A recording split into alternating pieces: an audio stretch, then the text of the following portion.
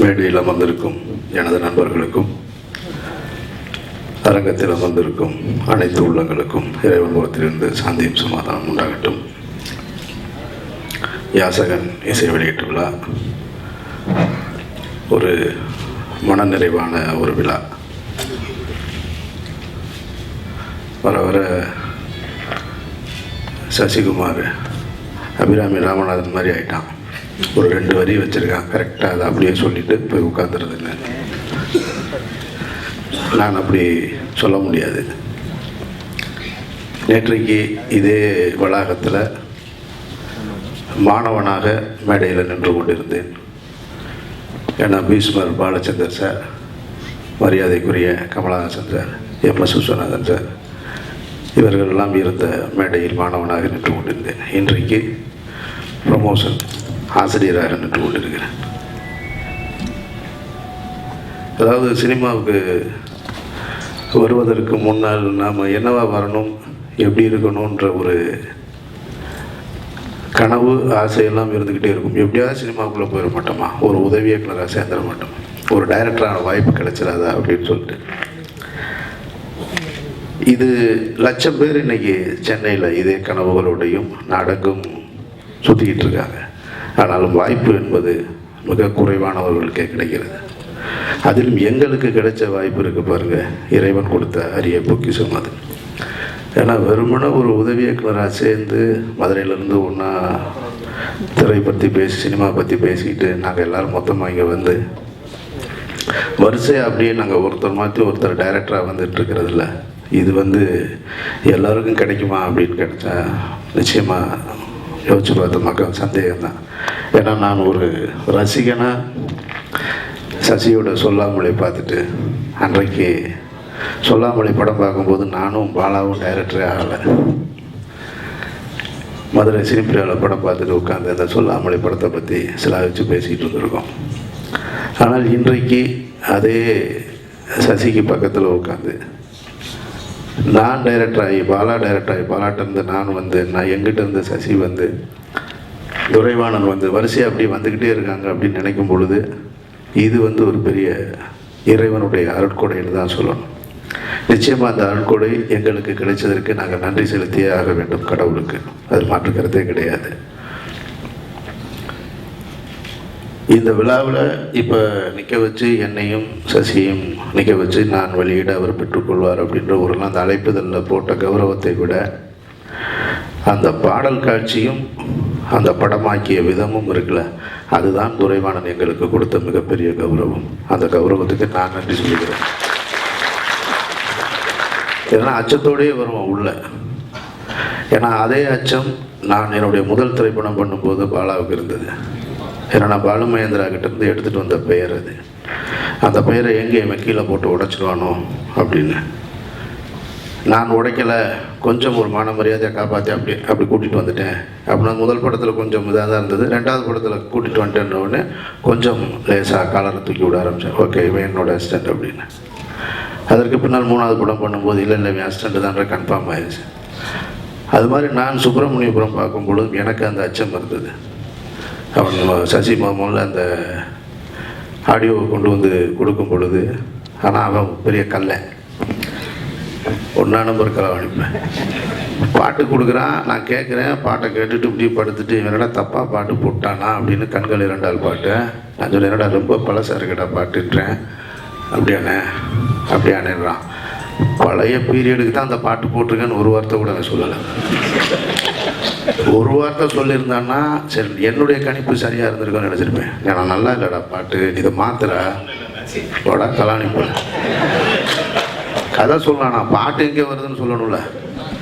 கதை லைவ்லேருந்து ஆரம்பிக்குது, ஃப்ளாஷ்பேக் போது திருப்பி லைவில் முடியுது. நீங்கள் எங்கே பாட்டு வருதுன்னு சொல்லணும்ல. அப்படியே நின்றுட்டு அப்படியாண்ணே இல்லைடா அவசரப்படாரா, பாட்டு திருப்பி கன்சிடர் பண்ணுறான். ஏன்னா மியூசிக் டைரக்டர் வேறு, புது மியூசிக் டைரக்டர், இவனுக்கு டீச்சரு. அவர் இவன் மேலே உள்ள கோபத்தில் என்ன போட்டு கொடுத்தான்னு வேறு தெரியும். அப்படியே நிற்கிறான், உட்கார மாட்டான், அப்படியே நின்றுட்டே இருக்கான். இல்லைடா யோசிச்சுக்கலான்னு அப்படியாண்ணே சரியாக வரும்னு நினைக்கிறேன். இவன் போயிட்டான், நான் எல்லாத்தையும் குழம்பிக்கிட்டே இருக்கேன். என்னையா அவன் சொந்த படத்தை வேறு எடுத்து வச்சுருக்கான், பாட்டுக்கு ரொம்ப பழைய பாட்டாக இருக்கா, 80s கேட்டது மாதிரியே இருக்காங்க. ஆடியோ ரிலீஸு அந்த திரையில் பார்க்கும்போது தான் தெரியுது, ஆஹா நம்மளை முட்டாளாக்கிட்டானே இருக்கேன் அப்படின்னு. அதை நான் ஏற்கனவே பல மேடையில் சொல்லியிருக்கேன். அதே மாதிரி திரைப்படத்தை முதல் முறையாக எனக்கு காட்டும் பொழுதும் சுப்பிரமணியபுரத்தை பார்த்துட்டு கதை சொல்லும்போதே நான் இவங்கிட்டேருந்து இப்படி ஒரு கதையான்றது எனக்கு ஆச்சரியமாக தான் இருந்தது. ஏன்னா அவன் அந்த தளத்தில் பயணித்ததே கிடையாது, நான் அதோடு வாழ்ந்திருக்கேன். நான் எனக்கு தெரியும் நல்லா அந்த சுப்பிரமணியபுரத்தோட பேக்ரவுண்ட். ஆனாலும் அதை உள்வாங்கி எப்படி அடித்து எடுத்துகிட்டு வந்தான்றது தெரில. படம் பார்த்த உடனே சரி ஓகே, இப்போ நான் எப்படி இன்னொருத்தர் மான மரியாதை காப்பாற்றணும், இவன் நம்மளுடைய மான மரியாதை காப்பாது. துரைவாணன் எனக்கு வந்து இசை வெளியீட்டு விழாவுக்கு கூப்பிடும் போதும் அந்த அச்சம் மட்டும் இருந்துக்கிட்டே இருந்தது. இது ஒரு சின்ன ஆசை தான். அது நம்மளோட பயணித்தவங்க அவங்க நல்லா வந்திருக்காங்க அப்படின்னு சொல்லும்போது இருக்கிற சந்தோஷம் இருக்குது பார்த்தீங்களா, அந்த சந்தோஷத்துக்கு ஈடு இணையே கிடையாது.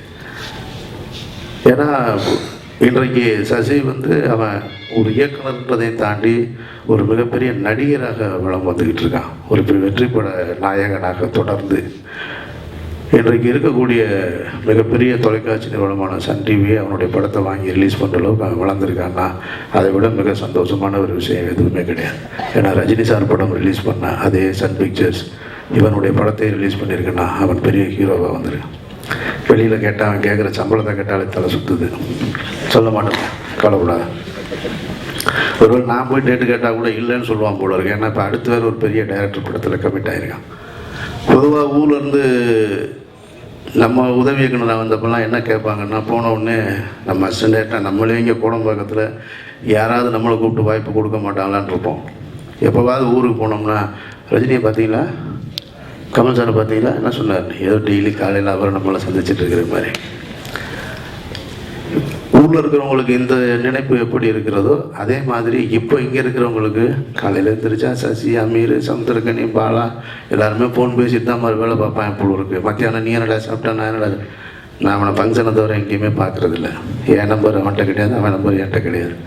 ஆனால் வெளியில் இருக்கிற ஒரு விஷயம் என்னென்னா, இவர்கள் எல்லோரும் எப்போதும் ஒற்றுமையாகவே இருக்காங்க, சந்தோஷமாக. ஆனால் நான் என்ன நினைக்கிறேன்னா அதுதான் சரியானதாக கூட இருக்கும்னு நினைக்கிறேன். ஏன்னா தினமும் ஒருத்தர் சந்தித்து பேசிக்கிட்டு இருந்தோன்னு சொன்னால், ஏன்னா ஒவ்வொருத்தருக்கும் ஒரு தாட் இருக்குது. என்னோட தான் நான் அவனுக்கு சொல்லணும்னு திணிக்கணும்னு நினைப்பேன், அவன் எனக்கு சொல்லணும்னு நினைப்பேன். அவன் என்னை பார்த்து அட்வைஸ் பண்ணுவான், இப்போ இங்கே ரொம்ப அமைதியாக இருக்கான்னு நினைக்காதீங்க, அப்படியே போகிற போக்கில் ஒரு அட்வைஸ் பண்ணிட்டு போவான், பாருங்கண்ணே சரியாக வராதுன்னு நினைக்கிறேன், அது பாருங்கள் அப்படிமா. ஏன்னா நான் சொல்லியிருப்பேன், நிச்சயமாக அவனை வந்து நீ நடிகராக போவாதரான்னு தான் சொல்லியிருப்பேன். அவன் கூட என் கூட எத்தனோ என்னை சந்திச்சிருந்தான்னு வச்சுங்களேன், டைரக்ட் பண்ணுறா எதுக்குடா நீ பாட்டு நடிச்சுக்கிட்டே இருக்க, நீ ஏடா டிஆர் இடத்த பிடிக்க போறியாடா நீ அப்படின்னு ஏற்கனவே நான் அவனை கேட்டிருக்கிறேன். ஆனால் அது இல்லை, என்கிட்ட வேறு ஒரு திறமை இருக்குது, என்கிட்ட ஆடியன்ஸ் வேறு ரசிக்கிறாங்க அப்படின்னு அவன் ரொம்ப கான்ஃபிடெண்ட்டாக ஒர்க் பண்ணிட்டு இருக்கிறனால தான் தொடர்ந்து வெற்றிகளாக இருக்கட்டும், அதற்கடுத்து இன்றைக்கி அவன் பாலா படத்தில் நடிக்கிறதாக இருக்கட்டும், அந்த இடத்துக்கு உயர்ந்திருக்கான். அது வந்து சந்தோஷமாக இருக்குது. ஏன்னா என்னை சந்திக்கும் போது ஏதாவது விழாவில் யாராவது சந்திக்கும் பொழுது குட்டிப்புலி பற்றி பேசுவாங்க, சார் நல்லா இருந்துச்சு பார்த்தீங்கன்னா, சுந்தரபாண்டியன் பற்றி பேசுவாங்க. அது என்னுடைய குடும்ப படமாக நினச்சி பார்த்துட்டேன். டிவியிலையும் அது பார்க்கும் பொழுது, பாடல் காட்சிகள் பார்க்கும் பொழுது, நாம் சின்ன வயசில் ரஜினி சார் படம், எம்ஜிஆர் சார் படம், கமல் சார் படம்லாம் பார்த்துட்டு இருக்கும் பொழுது இவனுடைய பாட்டு வந்துச்சுன்னு சொன்னால் என் பிள்ளை அப்படி லைட்டாக ஒரு லுக்கு கொடுப்பேன். காரணம் இவன் நம்ம குடும்பத்தாள் அப்படின்ற ஒரு எண்ணம் தான். அதே மாதிரி திரைப்படங்களில் கூட நம்ம இப்போ எனக்கு என்னுடைய திரைப்படத்தில் நான் இவ்வளவு கொஞ்சம் உயர்ந்ததாக நினச்சிருந்தா கூட என்னுடைய பருத்திவீரன் திரைப்படத்தில் நான் கமலஹாசன் சார் போஸ்டர் வச்சுருப்பேன், கமலஹாசன் நற்பணி மன்றம்னு ஒன்று வச்சுருப்பேன். அது காரணம் நான் ரசித்தது சின்ன வயசில். இன்றைக்கும் அதை தான் துரைவாணன் இந்த படத்தின் பாடல் காட்சியில் ஒரு இடத்துல அப்படின்னு போகும்போது சுந்தரபாண்டியன் போஸ்டர் இருக்குது. ஸோ அந்த அளவிற்கு இந்த குடும்பம் வளர்ந்துருக்கிறது அப்படின்னு சொன்னால் அது நிச்சயமாக அந்த குடும்பத்தில் ஒருத்தனா நான் ரொம்ப சந்தோஷப்படுறேன். துரைவாணனும் அந்த குடும்பத்தில் ஒரு ஆள் மிகப்பெரிய வெற்றி பெறணுன்றது என்னுடைய ஆசையும் கூட. இன்றைக்கு இந்த விழா ரொம்ப சின்ன விழாவாக இருந்தாலும் கூட துரைவாணன் வந்து வருத்தப்படக்கூடாது. எல்லா வெற்றி படங்களுக்கும் அதன் துவக்க விழா சிறிய விழாவாகத்தான் இருக்கிறது. வெற்றி விழா தான் மிகப்பெரிய அரங்கத்தில் நடந்திருக்கிறது. இப்போ இந்த எங்கள் குடும்பம் ரொம்ப பெருசாகிடுச்சு. பாலா, நான், சசி, சமுத்திரக்கனி, எஸ்ஆர் பிரபாரன்லாம் அதில் சேர்ந்துட்டாங்க. எல்லோரும் இப்போ ஃபேமிலி ஆகிட்டோம். ஸோ இந்த குடும்பத்தில் துரைவாணனும் ஒரு வெற்றி பட இயக்குனராக இருக்கணும். அது நிச்சயமாக இந்த பாடல் காட்சி ஒரு முதல் பாட்டு பார்க்கும்போது ஒரு சின்ன ஃபஸ்ட்டு ஃப்ரேம் பார்க்கும்போது ஒரு சின்ன டவுட் இருக்குது, ரெண்டாவது ஃப்ரேம் பார்க்கும்போது கான்ஃபிடென்ட் ஆகுது, சரி ஏதோ ஒரு அட்டம்ப்ட் இருக்குது இந்த படத்தில் அப்படின்னு சொல்லிட்டு. சுப்பிரமணியபுரம் ட்ரெய்லர் பார்க்கும்போது எனக்கு என்ன ஃபீல் இருந்ததோ அந்த ஃபீல் இன்றைக்கி இருந்தது. இசையாக இருக்கட்டும், படமாக்கப்பட்ட விதமாக இருக்கட்டும், ஒளிப்பதிவாக இருக்கட்டும். ஆனால் அதுக்காக சுப்பிரமணியபுரத்தை எடுத்து வச்சுருக்கக்கூடாது, அது ரொம்ப முக்கியமான ஒரு விஷயம். இந்த நம்பிக்கையை இந்த படம் ஏற்படுத்தி இருக்கிறது, வெற்றி படமாகவும் அமையணும். ஒன்றே ஒன்று துரைவாணனுக்கு நான் சொல்ல விரும்புகிறது என்னென்னா, இன்றைக்கு போன ஜென்ரேஷன் மாதிரிலாம் கிடையாது சினிமா. அதனால் இன்றைக்கு ஒரு திரைப்படத்தை எடுத்து முடித்த உடனே சரியான நேரத்தில் அந்த படத்தை திரையிடணும், முறையாக விளம்பரம் செய்யணும், அது ரொம்ப முக்கியம். அந்த விளம்பரம் நீங்கள் சரியாக செய்யாவிட்டாலும் அல்லது காட்சிகளை சரியாக கோர்க்காவிட்டாலும் அந்த படம் நீங்கள் எவ்வளோ பெரிய திறமையான அருமையான கதையை சொல்லியிருந்தா கூட அது போய் தியேட்டரில் போய் நின்று மக்களை போய் சென்றடைகிறதுக்கு தாமதமாயிடும். அதனால் இன்னும் இந்த திரைப்படத்தோட விளம்பரங்களில் அதிகம் கவனம் செலுத்தணும், டிசைனில் கவனம் செலுத்தணும். இன்னும் அந்த திரைப்படத்தை முறையாக, ஏன்னா புது ப்ரொடியூசர்ஸ் 2 பேர் இருக்காங்க, நீங்கள் அது சின்ன முதலீடா பெரிய முதலீடா அப்படின்றத விட உங்களுடைய முதலீடு என்பதையும் தாண்டி ஒரு தலைமுறை உருவாகிறது என்பது தான் இந்த படத்தில் சொல்ல வர விஷயம். ஒரு ஜென்ரேஷன். இந்த படம் வெற்றினா இதிலேருந்து பாருங்கள், கேவி சாரோட அசிஸ்டண்ட்டு ஜெயிக்க போகிறார். இந்த படம் வெற்றினா துரைவாணன் ஜெயிக்க போகிறான், ஒரு ப்ரொடியூசர் ஜெயிக்க போகிறாங்க. ஏன்னா ஒரு சேதுவுடைய வெற்றி தான் இந்த மேடை இன்றைக்கி நாங்கள் உட்கார்ந்துருக்கோம். அது கஞ்சா கருப்பாக இருக்கட்டும், யாராக இருக்கட்டும். பத்திரிகையாளர்கள் எப்பொழுதுமே புதியவர்களுக்கு நீங்கள் கொடுத்த ஆதரவை கொடுப்பீங்க, அதில் மாற்றுக்கருத்தே கிடையாது. இந்த படமும் சரியாக இருக்கும் பட்சத்தில் அந்த ஆதரவு நீங்கள் கொடுக்கணும். இந்த படம் மாபெரும் வெற்றி படமாக வரணும். அப்படின்றதையும் தாண்டி துரைவாணன்கிட்டேருந்து இன்னொரு அசிஸ்டண்ட் வரணும். இந்த ப்ரொடியூசர்ஸ் இன்னொரு டைரக்டரை அறிமுகப்படுத்தணும், ஒரு ஹீரோவை அறிமுகப்படுத்தணும், ஒரு ஹீரோயினை அறிமுகப்படுத்தணும். இப்போ இதில் மியூசிக் டைரக்டர்லாம் புதுசுன்னு நினைக்கிறேன். புதுசு தானே? 2 படம் பண்ணிடுறேன். ஓகே, நான் பார்க்கல 2மே.